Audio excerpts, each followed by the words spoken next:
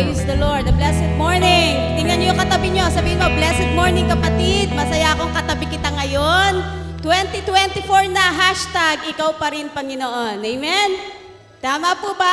Si Lord pa rin ang unahin, si Lord pa rin ang pakakamahalin. Bagamat katabi mo yung pinakagwapo, pinakamaganda mong asawa ngayon, si Lord pa rin ang pakamamahalin. Amen? Si Lord pa rin ang uunahin, 2024. Daya ng hashtag natin. Praise the Lord. A blessed New Year po sa bawat isa. Ayun pa na kabila. Amen.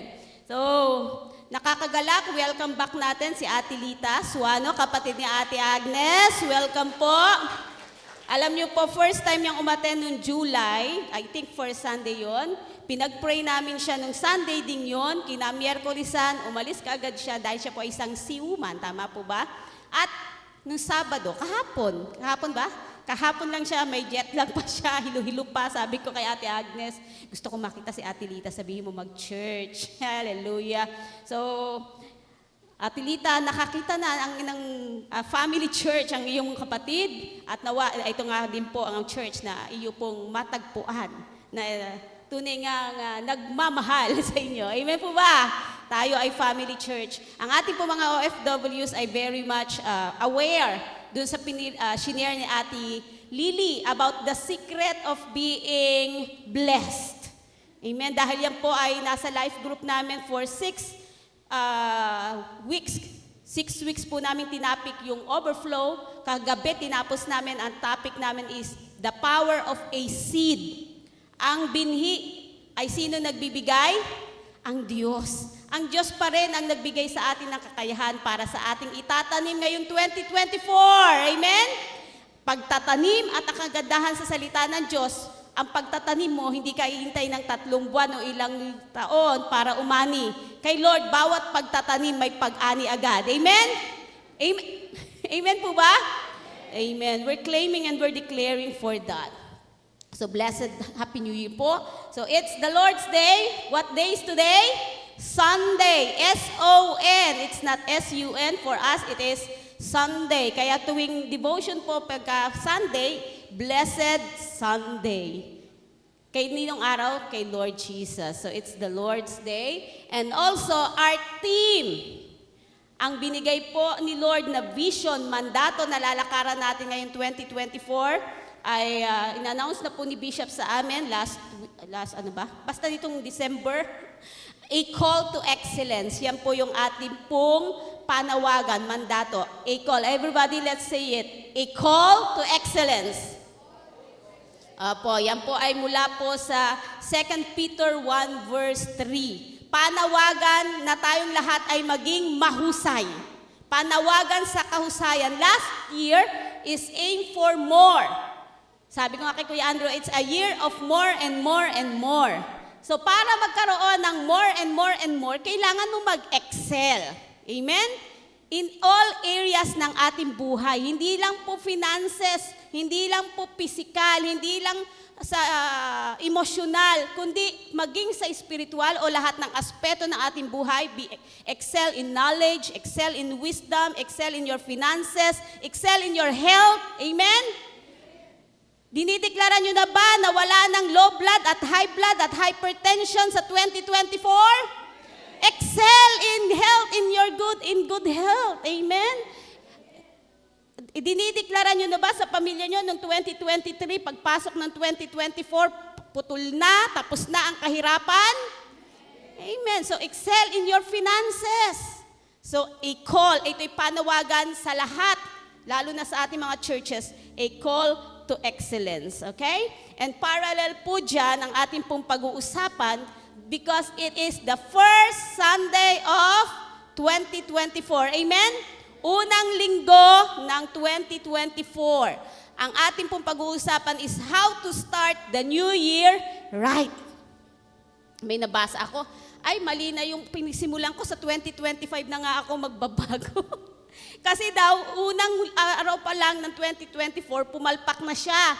Ang resolution niya, mag-diet. January 1, hindi siya naka-diet. Kaya 2025 niya na lang daw gagawin yung pagda-diet. Sa tingin niyo, magagawa niya kaya yun sa 2025?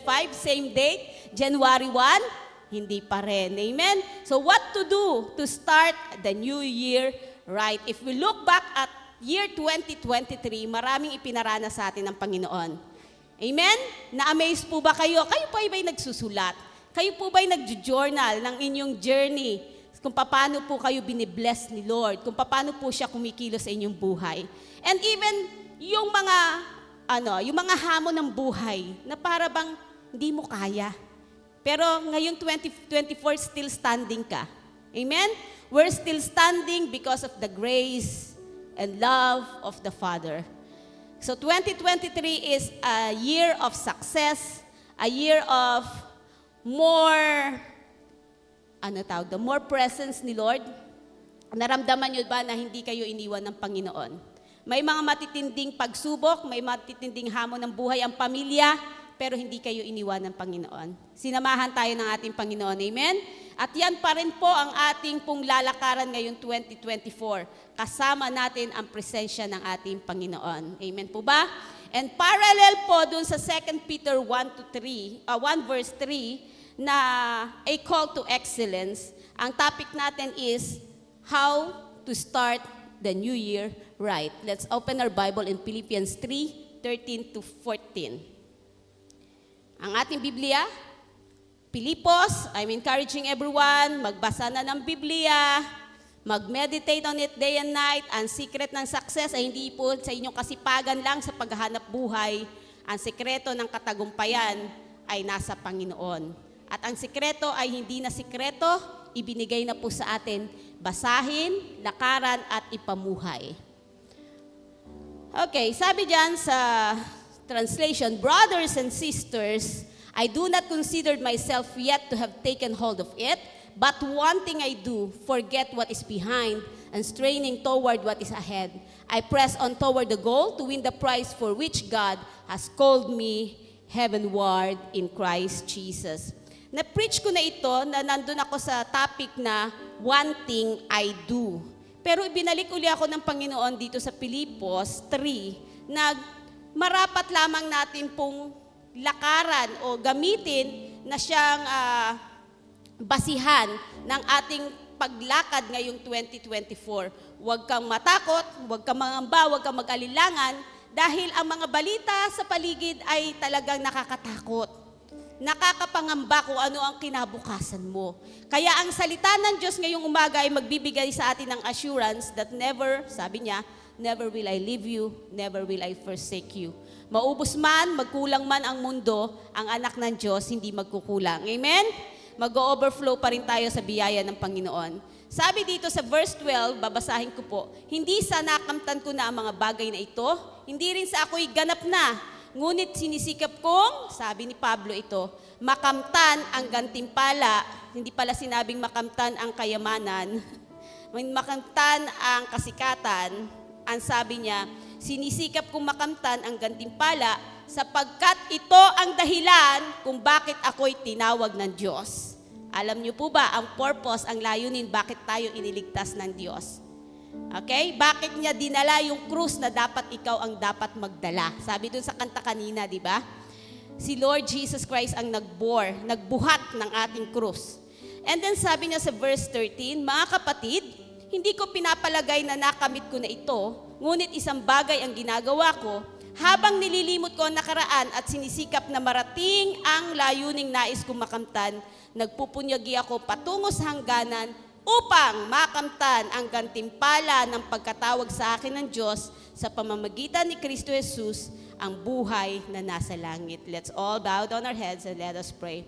Our gracious, loving Father, thank you for your word na magbibigay sa aming Panginoon ng sapat na lakas upang hindi lang, Panginoon, tapusin itong 2024, kundi tapusin na may katagumpayan, tapusin na may biyaya, pagpapala, pabor.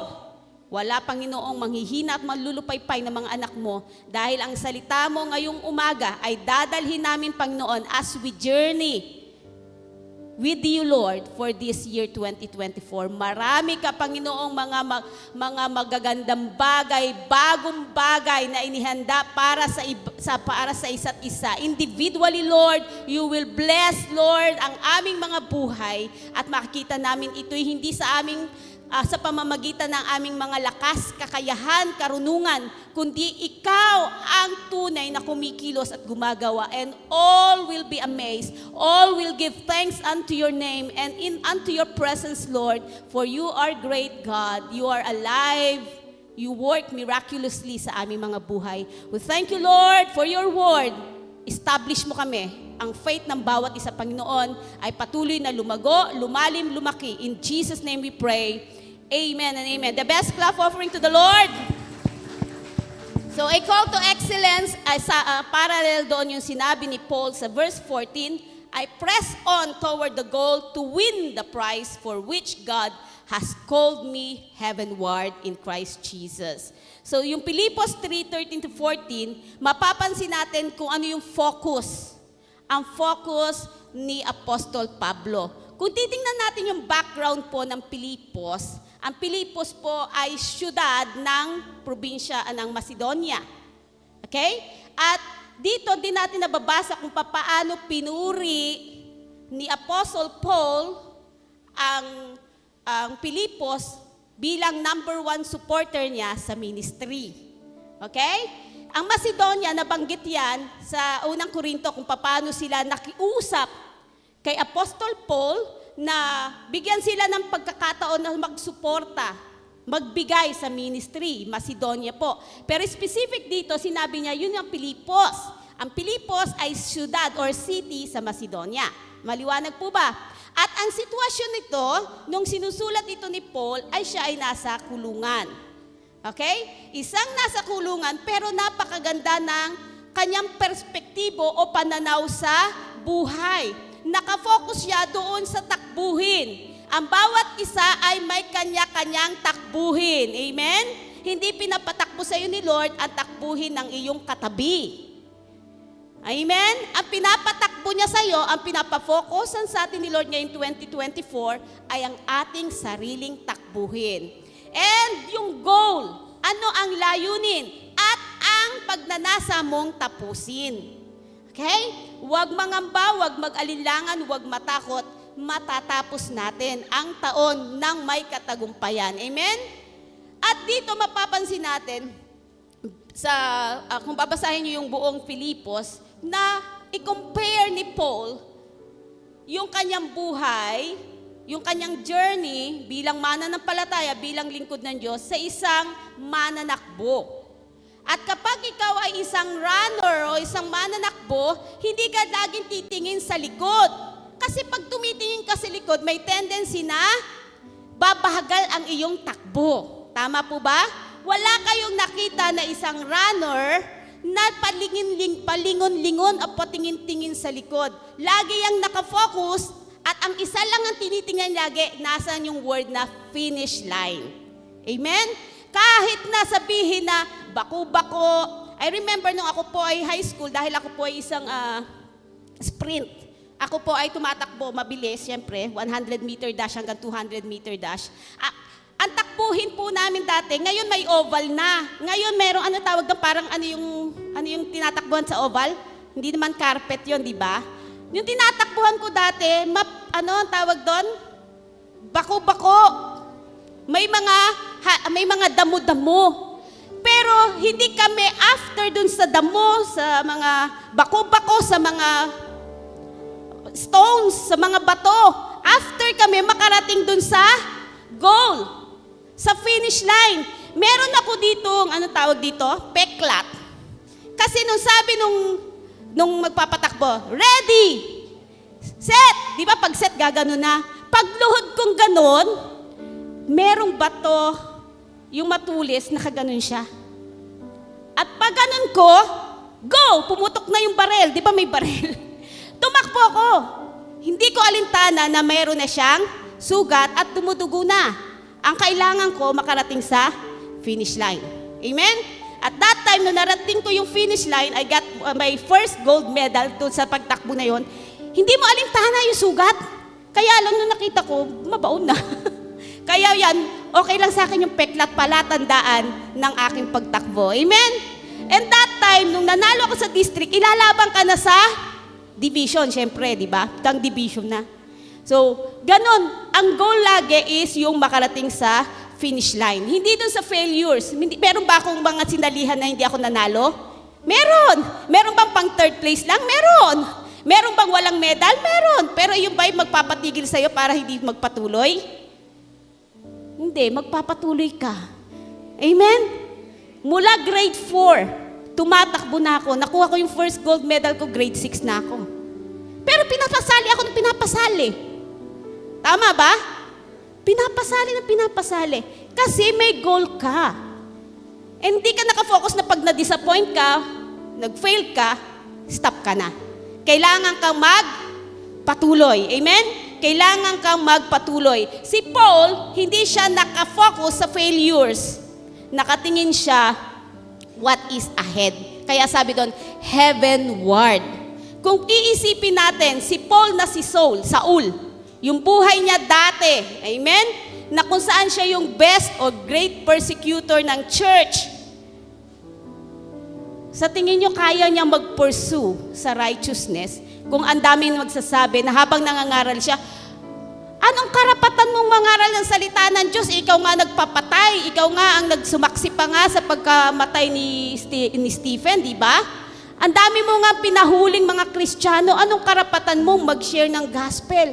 Kung doon magfo-focus si Paul, baka hindi siya magpatuloy. Baka hindi natapos ang ilang letters, ilang epistles niya? 14? Right ba? 14 ba yung kanyang epistles? For how many letters, ang pinakamarami sa New Testament ay sulat ni Paul, na hanggang ngayon ay nagpapalakas sa atin. Amen? Kung si Paul ay nag-focus sa kanyang suffering, bakit ba ako magtsatsaga pa dito sa mga taong itong share ng gospel? Kung siya ay mag-focus sa kanyang pagkakulong, sa kanyang pagkabugbog, sa kanyang pagka-shipwreck, how many times na nasira ang kanyang barkong sinasakyan, kung doon siya nag-focus, hindi siya makakapagpatuloy. Amen? Hindi siya makakapagpatuloy sa pinagagawa ng Panginoon.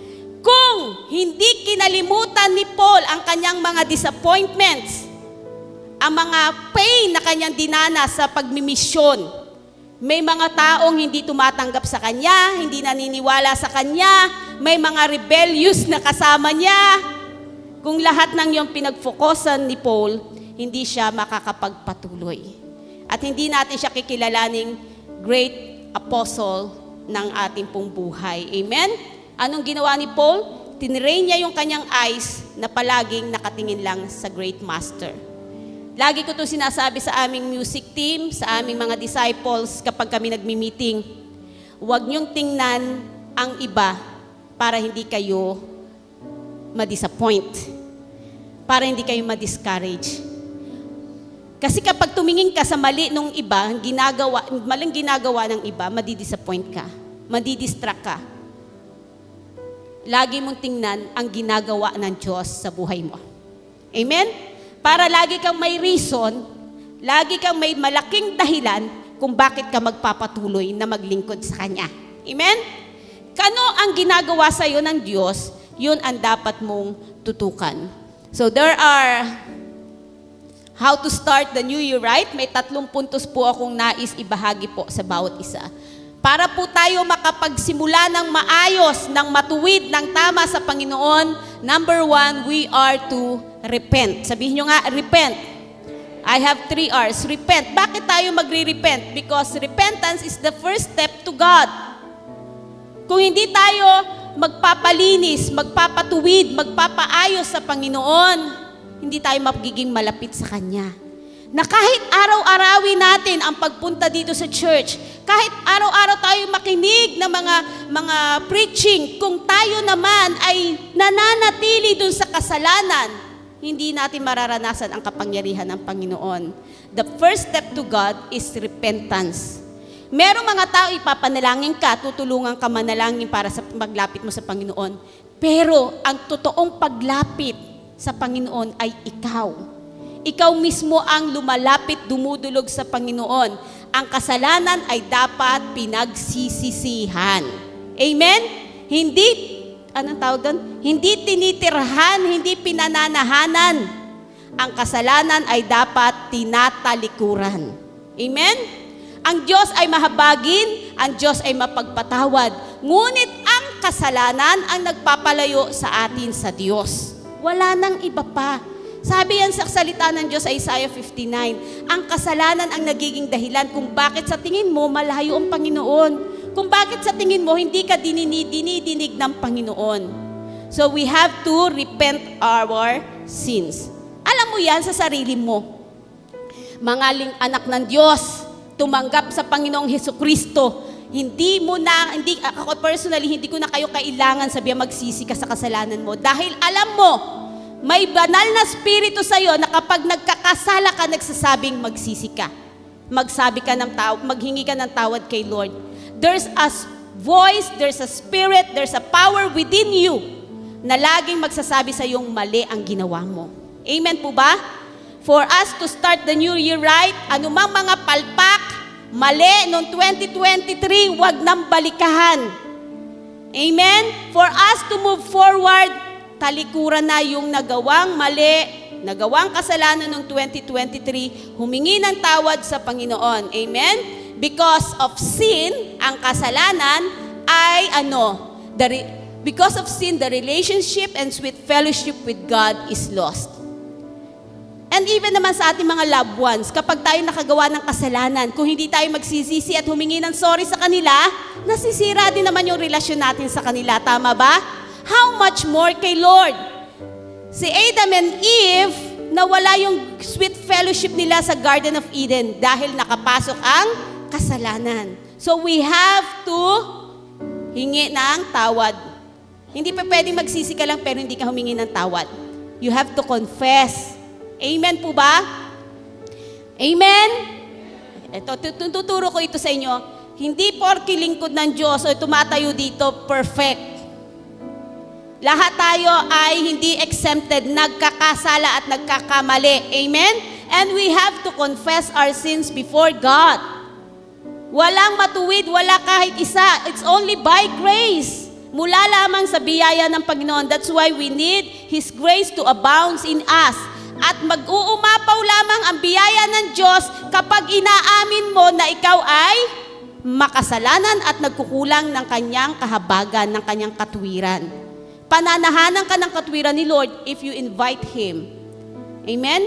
To take over and to take charge of our lives. Kaya nga si David, nung nagkasala siya, di ba? Nalos yung napaka-sweet fellowship nila ni God. Anong sabi niya sa prayer niya? Restore unto me the joy. Anong nawala sa kanya? Joy of His salvation. Kapag tayo nagkakasala, ang unang-unang ninanakaw sa atin ng kaaway ay ano? Kaghalakan. Kaya yung iba talagang hindi makangiti. Parang pinagsakan na ng mundo. Amen? Pero sa tingin mo, yung iba kahit ang bigat-bigat ng problema, ang tindi ng hamon ng buhay na dinadala, hahanga ka sa pananampalataya, nakakangiti. Bakit? Kasi yung joy ni Lord nasa kanya. The joy of the Lord is my strength. Amen? The joy of the Lord is our strength. Pero kapag nagkasala tayo, yung joy ni Lord ang unang nawawala sa iyo. Kaya sabi ni David, restore unto me, Lord, the joy of my salvation. Nasa kanya na, hari na siya, di ba? Nasa kanya ng katanyagan, nasa kanya ng kayamanan. Pero na nagkasala siya, lahat ng katanyagan, lahat ng kayamanan, hindi naging sapat para magbalik ang kanyang satisfaction and contentment ng buhay. Masarap maging mayaman, amen? Masarap may pera, amen? Pero kung wala si Lord, wala lahat yan. You can never be satisfied and you can never be contented with your life without Jesus in our lives. Amen? So we have to repent. Kailangan natin magsisi anumang ating mga nagawang kasalanan. It is the first step towards God. Kailangan nating humakbang patungo sa Diyos. And also, repentance brings a happy new year. Di ba sa bahay, ewan ko lang kung nagawa nyo to sa inyong mga bahay, pagka 2031, nag-iipon-ipon yung mga pamilya, it's time for reconciliation also. Nagre-reconcile yung pamilya, nagpapatawaran. Okay? Nagbibigaya ng pagpapatawad ang buong pamilya. At nangangako na, hindi na muling gagawin yung pagkakasala. So, pag tayo po ay humihingi ng ng kapatawaran, ayun yung tinatawag na open sins. Alam mo na nagkasala ka. Okay? Alam minsan din, alam ng kapwa mo, alam ng asawa mo. So, kailangan humingi ka ng tawad kasi alam niya nagkasala ka. Ano? Di tama ba yun? Open sins yun. But there are sins na alam mong ikaw lang ang nakakaalam. Hello? Hello? If we want to start the new year right, even the sins na alam mong ikaw lang ang nakakaalam, kailangan mong i-confess kay Lord. Amen? Kailangan mong humingi ng tawad kay Lord. Yung bang nane-neglect mo? Minsan kasi meron tayong kaisipan mapagpatawad naman si Lord. Naiintindihan naman ni Lord yung ginawa ko. Mapapatawad naman niya ako, pero hindi mo hinihingi ng tawad. Sabi sa Santiago 4:17, ang nakakaalam ng matuwid o ng tama, ngunit hindi ginagawa ay... Amen. Nagkakasala. James 4:17. Alam mo, na-neglect mo. Wala kang ginagawang kasalanan sa iyong kapwa. Hindi ka gumagawa ng mga immoral na bagay. Pero bilang Kristiyano, nakalimutan mo yung duty mo bilang isang anak ng Diyos. Amen? Nakalimutan mo yung iyong tungkulin bilang isang Kristiyano. Bakit? Nung tinanggap mo si Kristo, nung pinagpala ka ni Lord, yung naranasan mo yung presensya ni Lord, nangako ka sa Kanya. Lord, I promise I will be faithful. Lord, I promise I will dedicate my life unto you. And yet, nung nagkatrabaho ka na, hindi ka na nagiging faithful kay Lord. Nakakalimutan mo na siya. Dati, promise mo kay Lord, Lord, you're my number one. Pero nung sumunod, sabi mo pa, only one. Nung sumunod, second one. Hanggang sa dulo na si Lord. Kasi na-occupy ka na ng ibang mga bagay. That's also sin to be repented. Hello? Alam mo sa sarili mo yan. Merong open sins and there are sins that only you and God knows. At kailangan natin yan ihingi ng tawad sa ating Panginoon. And there are also sin towards your neighbor. Wrong attitude. Okay? Wrong spirit. Yung ba super judgmental? Self-righteous. Okay? Nakikita mo yung kasalanan ng iba, nahuhusgahan mo siya, pero hindi mo nakikitang nagkakasala ka na rin. Amen? Nagkakasala ka na rin sa panghuhusga mo sa Kanya. Yes, you're not sinning for morally, but you're sinning because yung heart mo, alam mo yan sa sarili mo. Hello? Alam mo, yung heart mo, nagkakaroon ng inggit. Nagkakaroon ng selos. Tama po ba? Nagkakaroon ng pagkapuot o pagkagalit sa iyong kapwa. Okay lang pong magalit, mapuot sa kasalanan, pero hindi sa iyong kapwa. Naunawaan nyo? Hindi sa iyong kapwa. Dapat doon lang sa kasalanan ka na gagalit, napupuot, but not to your fellow. Kapag po tayo naging self-righteous na, very judgmental, it's time for us to repent. Okay? Kaya nga, walang matuwid, wala kahit isa. Hindi mo man ginagawa yung mga malalaking kasalanan, pero judgmental ka naman. Di ba sabi nga ni Kristo, sino yung pinatawad dun sa dalawang lumapit? Yung Pariseo, sabi niya, salamat dahil hindi ko ginagawa yung kasalanan ito. Pero yung isang makasalanan, yung tax collector, sinasaktan niya yung sarili niya, di ba? Inaamin niya na siya ay makasalanan. At hindi karapat-dapat doon sa habag ni Lord. Pero sabi ni Lord, mas pinatawad yung nagsungi ng sorry, umamin sa kanyang kasalanan. Amen po ba? So we have to repent. Sabihin mo, I will repent. Okay, mamaya sa bahay, sa inyong prayer, devotion with the Lord, be honest with the Lord. Amen? Be honest with Him. Di mo naman kailangan iparinig pa sa kapwa mo yung paghingi mo ng tawad sa Diyos. Our God is an all-knowing God. Amen? Omnipresent, kahit saan ka magdako na mag-pray, mapapakinggan niya ang iyong pagsusori at paghingi ng tawad. Repentance, ano ibig sabihin ng repentance? No turning back. Sabihin mo nga, no turning back. Pag humingi ka na ng, pag ikaw ay nagsisi, hindi mo na babalikan. Tatalikuran mo na yung nakaraan. Amen. That is for number 1, we are to repent. Number 2, we are to resolve. Sabi mo nga, we are to resolve. Okay, when we say resolve, it means to decide firmly. Desidido kang gawin. Hindi resolution. Kasi ang resolution, minsan hanggang kalahating taon lang naggagawa. Pag resolve, ibig sabihin, walang makakahadlang sa'yo, gagawin mo ito ng todo-todo. We are to resolve sa ating sarili. So there I have four na examples po sa Bible. First one, si Daniel. Na-share ko na yan sa inyo the last time about the New Year's resolution. Daniel resolved that he would not defile himself. Una, ikaw muna sa sarili mo. Magdesisyon ka, totohanin mo na hindi mo na hahayaan ngayong 2024 na madungisan pa, magdumi pa ang iyong buhay na pinatawad na ng Panginoon. Una, nagdesisyon kang tumalikod sa kasalanan. Ngayon, magdi-decide ka naman na magpatuloy. Amen? One thing I do, forget, and now move forward. Amen po ba? Not to defile himself. Ang mundo na ating ginagalawan ay marami pong i-o-offer sa atin. Amen? Maraming i-o-offer sa atin for us to be deceived. Kung ano po, malayo ka dun sa purpose, sa layunin sa iyo ng Panginoon. Kagabi, bago po ako life group ng 8 p.m., may tumawag po sa akin sa phone and telling me kung gusto kong magkaroon ng another opportunity na makapag-work online. At sinabi niya sa akin kung magkano yung suswelduhin ko. Hindi ko kailangan, sa sarili lang. Parang work from home, di ba, pag online.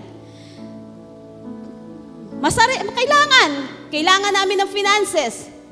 Pero sabi ko sa kanya, sabi niya, bago daw niya ituloy yung kanyang sinasabi sa akin, kailangan na akong sumagot if I am interested or not. Ang sagot ko agad, I decline, I am not interested. Amen? Bakit? Kasi marami makakain niyang oras na nakalaan dapat sa akin kay Lord. Amen? Maaaring maibigay sa akin ng mundo, pero masigit ang ibibigay sa akin ni Lord.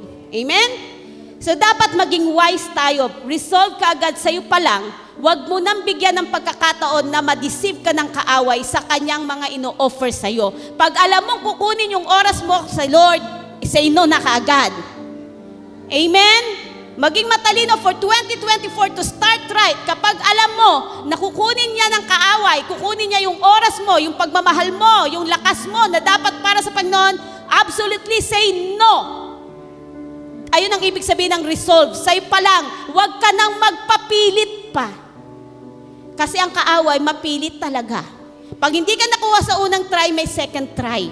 Pero pag alam niyang hindi ka niya kaya, hindi niya naulitin. Hello? So, resolve to yourself. Kasi si Daniel, sinabi niya na sa sarili niya, hindi kami kakain ng pagkain inihahain o inihahandog sa mga Diyos-Diyosan sa Babylonia. Kahit gaano kasarap yan. Amen? Kahit gaano kasarap, kahit gaano ang fulfillment na makukuha mo, if it is not kalooban ni Lord, it is not the will of the Lord, absolutely say no. Mga anak ng Diyos, be firm. Maging matatag ka ngayong 2024. Ang labanan ay hindi po sa laman. Ang labanan ay sa Espiritu. Kaya dapat mong patatagin, palakasin ang iyong Espiritu. Number 2 is about Jacob. Si Jacob, nangako siya kay Lord. Sabi niya, I will bring my tithes unto you. Sa Genesis 28, 20, verse 20 to 22. Sa isang panaginip yan, okay? Sabi niya, kung sasamahan mo ako, Panginoon o Yahweh, pangako niya, sabi niya, ibibigay ko ang aking ikapo sa lahat ng aking kikitain. Pangako yan ni Jacob. Wala pa niyan ang kautusan. Meron ng pag-iikapu. Amen? At dito, nung nangako siya ay isang walang-wala. Di ba tumakas siya? Wala siyang dala kasi papatahin siya ni Esau, yung kanyang kapatid. So wala siyang dala. Dito, mahirap pa lang siya. And 10 years after, pagbalik niya dyan sa lugar na yan, kung saan nagtayo siya ng altar, mayaman na si Jacob. Tumupad si Lord. Kapag tayo ay tumutupad sa ating pangako, lalong tumutupad si Lord sa kanyang pangako. Amen? So anumang vows, anumang pangako ang bibitawan mo ngayong 2024, siguraduhin mong tutuparin mo sa Panginoon. And let your yes be yes sa harapan ng ating Panginoon. How about David? David made a resolution before God. Psalm 116 verse 2, sabi diyan, because he had inclined his ear unto me, therefore I will call upon him as long as I live. Dahil nakikinig ang Diyos sa aking mga panalangin, lagi akong lalapit sa Panginoon.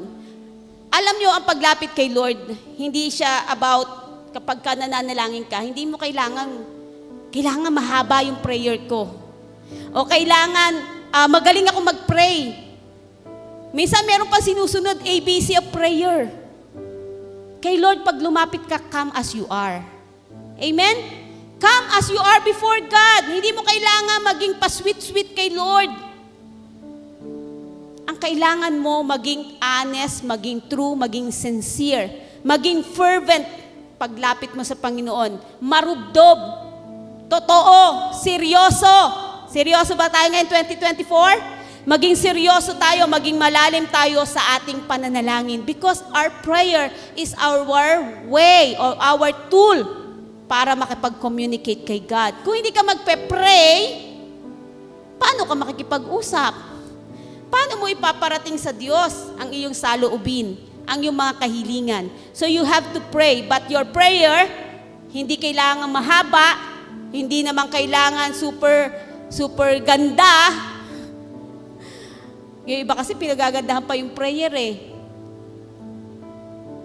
Sabihin mo lang yung laman ng puso mo. Bakit ka nagpupuri? Bakit ka nagpapasalamat? Come as you are before the Lord.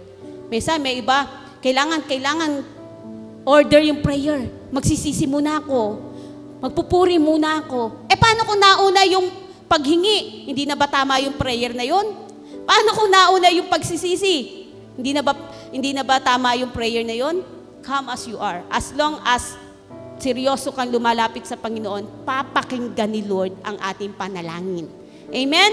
And how about Paul? Si Paul made a resolution to win souls. Nakalagay pa po ba yan sa journal nyo?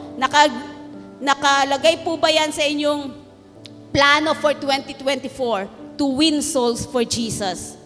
Amen? Dapat kasama po yan sa ating pong desire. Si Paul sabi niya sa Romans 10 verse 1, my heart's desire is that Israel might be saved. Sino yung Israel? Ang bayan ng Diyos. Ang iyong pamilya, plano mo na ba? Plano mo na ba ngayon 2024? Makakilala silang lahat sa Diyos? Tumanggap silang lahat sa Diyos? Bayan ng Diyos means your family, your loved ones, yung circle of friends mo. Plano mo na bang ipakilala si Lord ngayong 2024? Plano mo na bang, anong tawag doon? Mag-out? Plano mo na bang mag-out na ikaw ay isang tunay na Kristiyano? Marami kasi ayaw pakilalang siya ay Kristiyano, lalo na pag sa marketplace. Takot na siya ay mapulaan. Takot na siya ay iwasan dahil siya ay isang Kristiyano. Pero ngayon 2024, we have to resolve na maging matapang ipakilala na ako ay Kristiyano, anak ng Diyos. Amen? At desire na ang bayan ko, ang mga mahal ko sa buhay, ang pamilya ko, ay maglilingkod sa Diyos.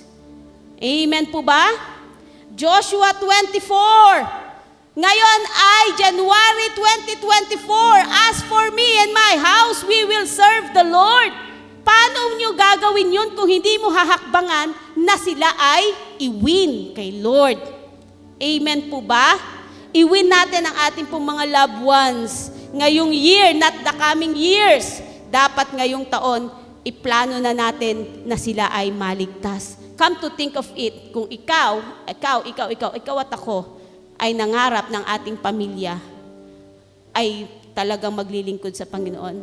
Napakaligaya ng ating Diyos.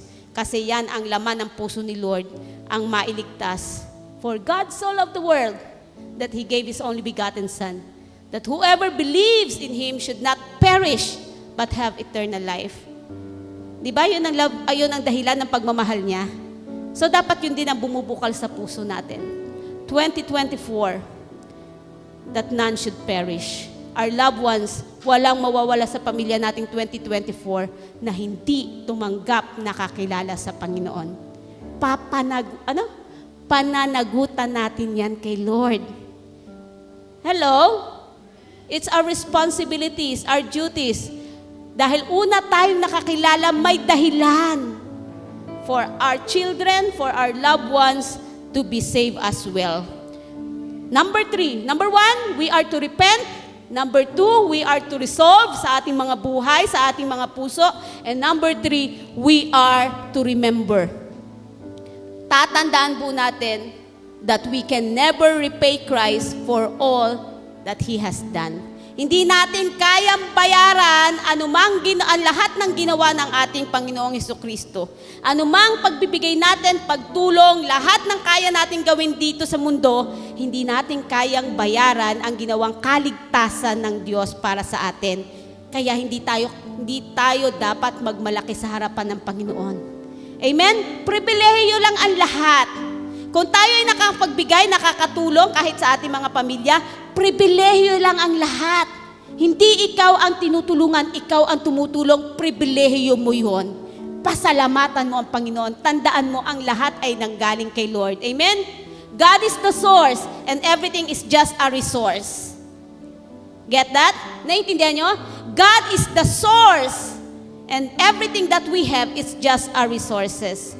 It's just a resource. No one ang pwedeng pumalit sa tunay na source ng ating pangailangan ng ating buhay. Okay? The first one na kailangan mong tandaan, tayo ay nagkasala. Malaki man o maliit, lahat ng kasalanan natin ay binayaran, pinatawad. Sabi kanina, yung cross na ikaw ang dapat magdala, ikaw ang dapat magbuhat, binuhat ni Lord para sa iyo. Amen? And ang sabi doon, ang isa pang nakakaganda dito, no? Dahil nga hindi naman tayo perfect, may mga pagkakataon na tayo ay nadadapa. Taas ang kamay ng nadapad, kahit Kristiyano na siya. May mga pagkakataon na siya ay bumabagsak. Taas ang kamay ng bumagsak ng 2023. Nakaramdam ng panghihina, nakaramdam ng panlulupaypay, nakaramdam na siya ay naligaw noong 2023. Nakalimutan ng GPS ang Word of God. Ibang ginamit na GPS ng kanyang buhay. Sino nakaranas na tumalikod bagamat siya ay Kristiyano na? Di ba? Kasarap paalalahanin. Nasa kabila ng ating pagkadapa, pagkabagsak, pagtalikod, yung pagdadabog. Ay, murmuring. Ano yung sa Tagalog ng murmuring? Pagrereklamo. May pagdadabog ka pa, Lord, bakit ako? Sa lahat ng yan, tatandaan mo, inabot pa rin ni Lord yung kamay niya, pinaramdam niya pa rin yung pagmamahal niya sa iyo. Amen? Pinaramdam niya, mahal ka niya, at kaya ka pa niyang linisin, at kaya ka pa niyang itayo at muling makapaglingkod sa Kanya. Amen? Remember the Lord. Remember what the Lord has done for us. Ang siya magbibigay sa atin ng lakas. Lord, this year, this new year, this 2024, I will do my best for you. Amen po ba? Can you do that for the Lord? Can you say that for the Lord? This year, 2024, ready? This year, 2024, I will do my best for you. Okay, hindi sa akin, hindi sa church, hindi kay bishop, kay Lord. Kasi siya naman ang magsasatisfy sa'yo. Amen? Siya naman ang magbibigay ng kakumpletuhan ng buhay mo. Also remember that the greatest happiness, the greatest rewards ay napupunta to those who are faithful. Kanino na pupunta? Sa faithful. Faithful ba tayo? Amen. Ang faithfulness natin galing kay Lord. Si Lord, faithful siya sa atin. The steadfast love of the Lord never ceases. They are new every morning. Laging bago ang pagmamahal ng Diyos, ang katapatan ng Diyos. Kaya naman tayo ay nararapat ding maging tapat sa Panginoon. Tatandaan din natin, maybe this year, maybe our last year, we don't know. Amen? Ang isang magpapa-motivate sa atin, makapag-challenge sa atin, we must remember this, maybe our last year. Walang nakakaalam eh. So what you should do, kung alam mo na ito na lang ang taon, nag-iisang taon na nalalabi sa'yo, ibigay mo na ang best para sa Panginoon.